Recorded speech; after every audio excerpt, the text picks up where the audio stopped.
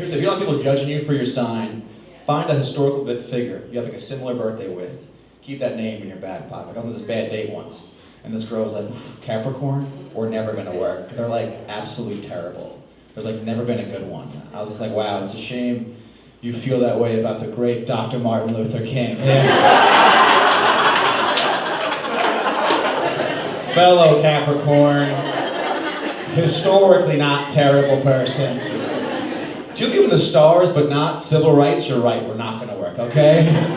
And she was white, by the way, so she started backpedaling pretty quickly, I'm not gonna lie. It was like we were in a job interview and I brought up some questionable tweets. She was like, Capricorn, I meant to say Aquarius, all Aquariuses are terrible. I was like, wow, I can't believe you also hate Rosa Parks, oh my God. Before you say anything else, Harriet Tubman was a Pisces, all right? I have 9 more civil rights leaders in my back pocket. Not literally.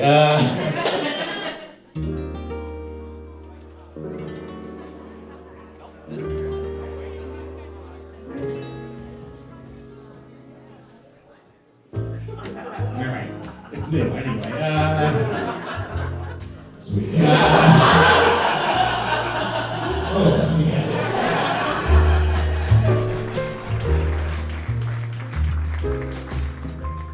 So I heard the story that afternoon from my grandma, and I knew I was coming here, so I figured I'd just talk it out on stage type of thing.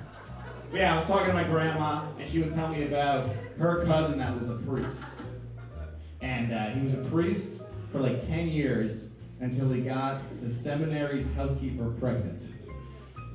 Had a kid.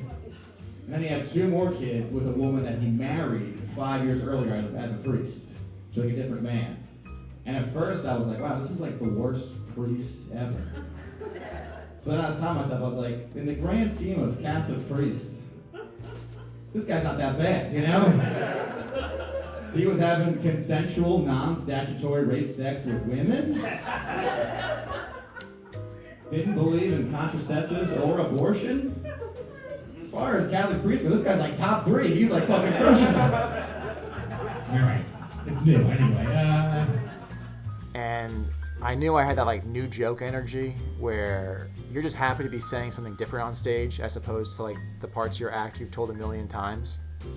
And the audience can always pick up on that on like a subconscious level, and they're just a bit more forgiving.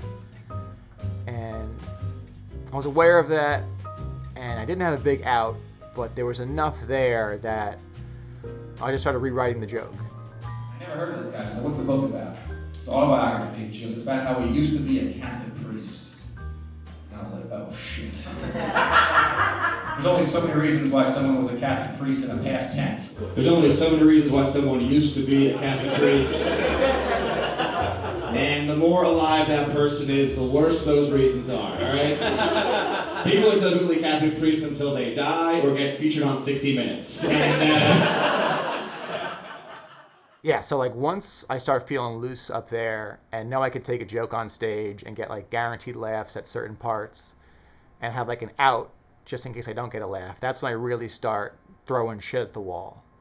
Like I started trying doing this this point to the sky thing. And I was like, thank God. Oh my God, this could have been way worse. Didn't work. And then I tried this change my name thing. Oh my God. I was getting ready to change my last name, you know?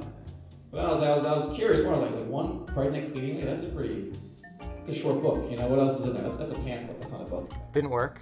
Then I tried this vow thing. What were those vows like, you know? He just up there, he's like, do you take this man to be your husband in sickness or in health or until you get a really cool guy in a robe? You know, just like, if anyone objects to this wedding, speak now. And while I have the floor, let me tell you. The vow thing didn't work. Then I tried this sign of the cross thing. And I was like, thank you, God. Oh, my Lord. In the name of the Father, the Son, and protectable men. That's incredible. And that didn't work either. And I thought the problem was I was speaking too fast, which it was. Like I have this save in my act where if I ever mumble or stutter, I can just throw this line out there. By the way, sorry if I speak fast or mumble. I was really quiet as a kid, and I feel like it affected the way I talk now that I'm older. Like the other day, someone was like, Kyle, where's your accent from? And I was like, oh, this is from the basement. Yeah, this is the basement accent. Like, aren't you from New York? I'm like, yeah, it's a Soho accent. It's from the south of the house. It's very rare, okay? I just kept on trying it, slowing it down. And I was like, you're damn right you did. Thank God. In the name of the Father, and the Son, and predictable men. That is incredible news. But even when I slowed it down, it just didn't work. And I tried keeping it in there, and there was a couple of ones where like I really wanted something to work, and it didn't. Like I had this whole Arnold Schwarzenegger thing. Well, he got the church's cleaning woman pregnant.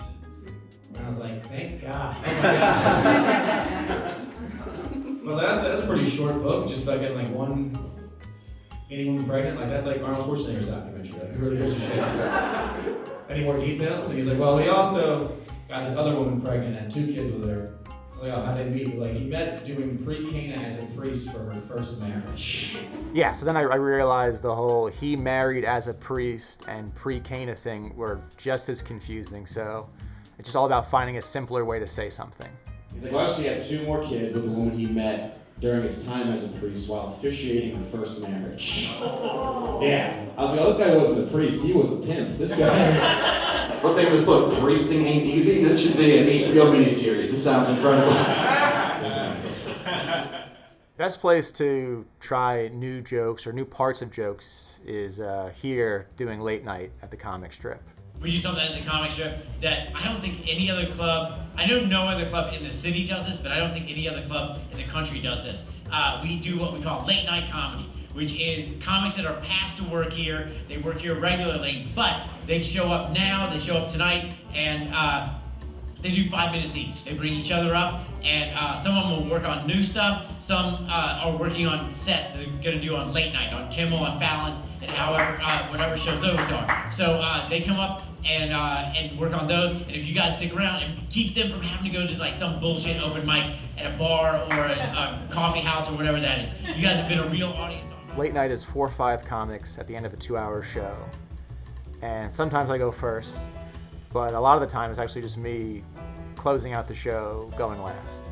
All right, we have one more guy. Please welcome Kyle Mara, ladies and gentlemen. All right, we got one comic left. He's hilarious. Give it up for Kyle Mara, everybody. Guys, we got one comic left. Make some noise. Keep it going for Mr. Kyle Mara. It could be a real mixed bag, you know. Whether you're going first to 10 people or last to 100 people, you never know what you're gonna get. But sometimes, I'll be honest, bad crowds are just as useful as good crowds because you're able to just try stuff. The stakes are low. And the more stuff you try, just the more the joke starts to take shape. There's only so many reasons why someone used to be a Catholic priest, you know? Like, no one ever, like, has left the priesthood because they got drafted to the NBA, you know? It's like, no one's ever, like, left the priesthood because they, like, got drafted to the NBA or won America's Got Talent, you know? It's like, oh, why'd you leave? It's like, I got the golden buzzer. We're going on tour. That's what it's... Right? No one's ever, like, left the priesthood because they got drafted to the NBA, you know? It's like, oh, why'd you leave? I said, I got a sneaker deal. That's why. The Air Fathers, you know? No, it's... I'm trying all these different things, and they're not really working, or they work sometimes, but like not enough to keep in the joke. And I still didn't have like a hard out, a good like punchline to end the joke. So when like I run into that wall, what I'll do is I'll go back and I'll change like little things. Like I started changing my grandma's voice. I asked her, I was like, why is he no longer doing the priest thing? And she's like, well, he got the church's cleaning woman pregnant. She's like, well, you got the church's cleaning woman pregnant. She's like, well, you got the church's cleaning woman pregnant. And it slowly started becoming an Irish brogue. Is she from Ireland? No, she's from Bay Ridge. But I don't know, doing stuff like that, it opens doors in your mind, and like it leads you down a different road, and that's when you can find a line that works, type of thing. Well, you got the church's cleaning woman pregnant. It's like, oh, thank God. Oh my God. I've never been so happy to hear about an HR violation in my life. I've never been so happy to hear about an HR violation in my life. It was... So the trickiest part of this whole thing was the ending, for sure.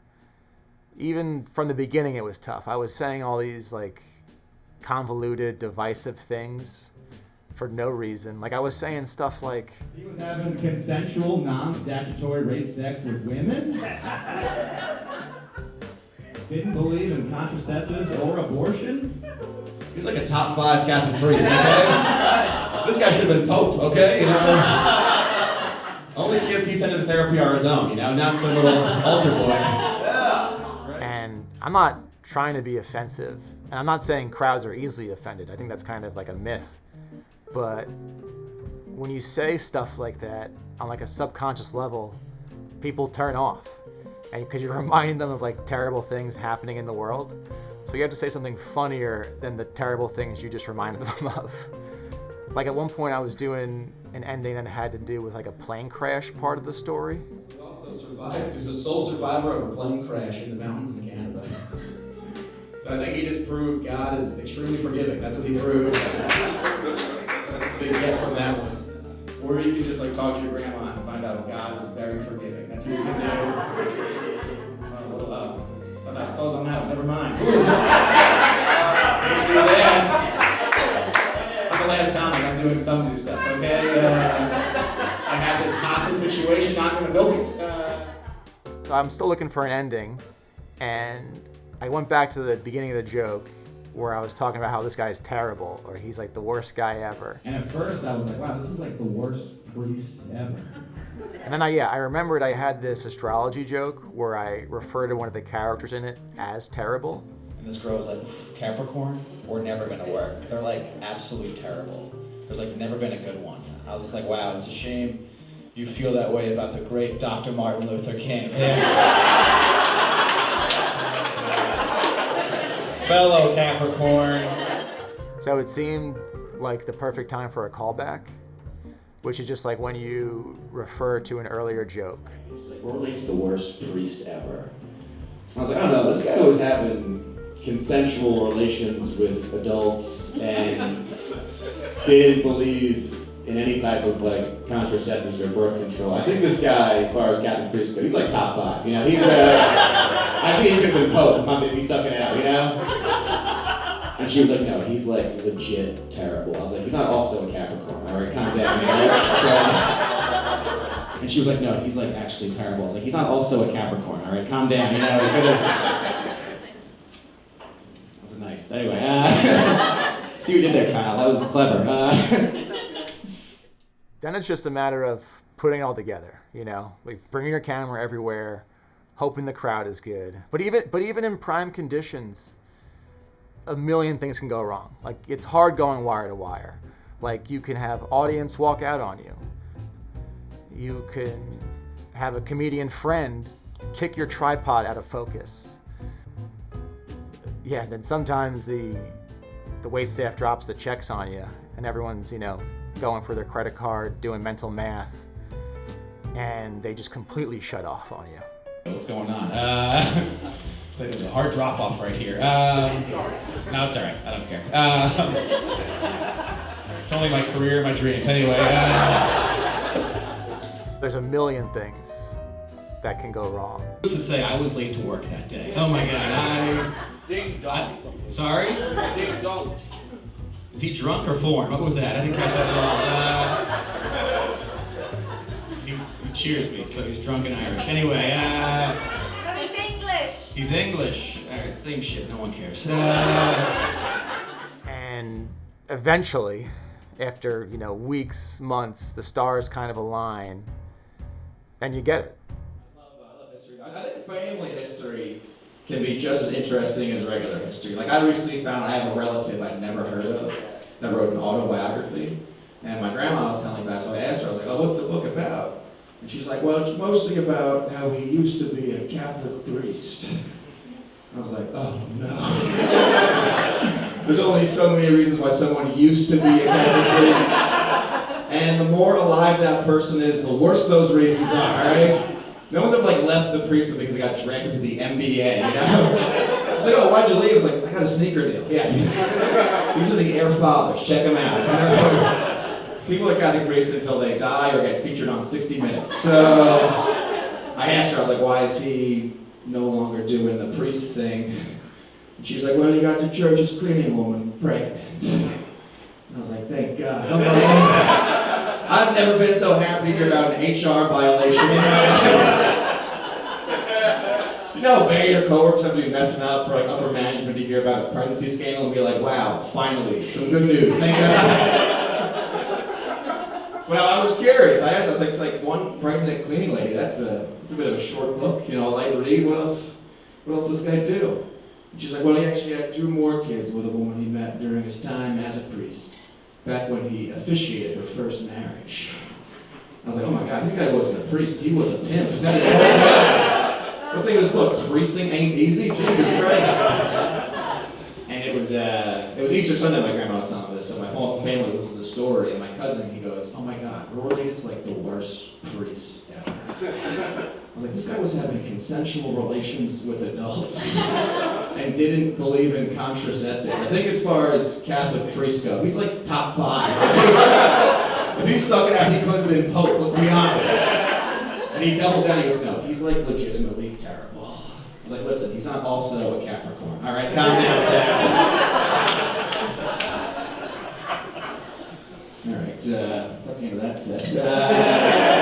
Just that chunk, you know. Anyway, I'm not gonna talk about looking at me, but I lost a lot of money in crypto this week.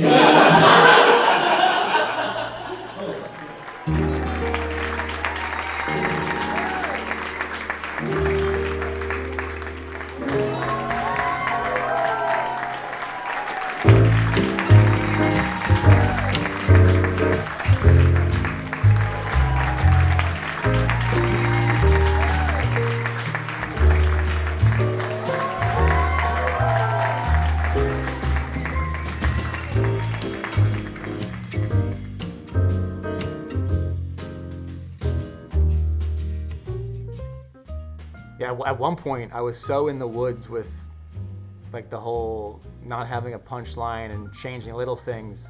The Irish brogue just started turning into Johnny Carson.